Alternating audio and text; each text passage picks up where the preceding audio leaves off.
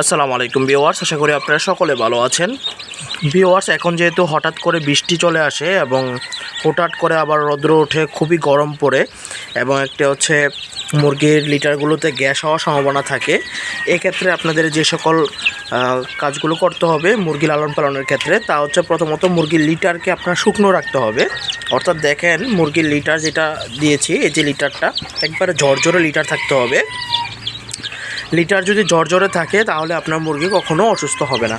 তারপরে খেয়াল রাখতে হবে, যেহেতু এখন কারেন্ট থাকবে না, বৃষ্টি হচ্ছে, একটু পরপরে বৃষ্টি হচ্ছে, কারেন্ট চলে যায়, সেই ক্ষেত্রে একটা আলোর ব্যবস্থা করে রাখতে হবে। আর কারেন্ট থাকলে অবশ্যই এরকম একটি লাইট জ্বালিয়ে রাখতে হবে।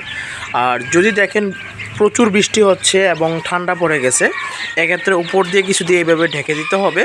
আর যদি দেখেন আবার গরম পড়ে গেছে, তাহলে উপরে ঢাকনাটা উঠিয়ে দিবেন এবং লাইট বন্ধ করে দিবেন।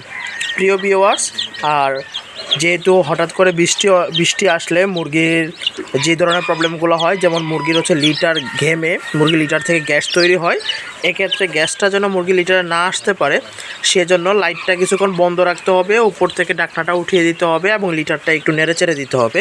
এতে করে কিন্তু খুব দ্রুত গ্যাসটা উঠে যাবে। এবং অবশ্যই খাবার পাত্র, পানির পাত্র পরিষ্কার পরিচ্ছন্ন জায়গায় দিতে হবে, যেন খাবার পাত্র, পানির পাত্রগুলো পরিষ্কার পরিচ্ছন্ন থাকে এবং মুরগি খাবার পানির পাত্র থেকে ভালোভাবে খাবার খায়।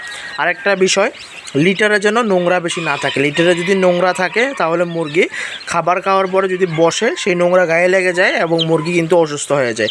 এবং মুরগি যদি খাবারের পরে ভালো করে না ঘুমাইতে পারে তাহলে কিন্তু মুরগি অসুস্থ হয়ে যায়। ধন্যবাদ।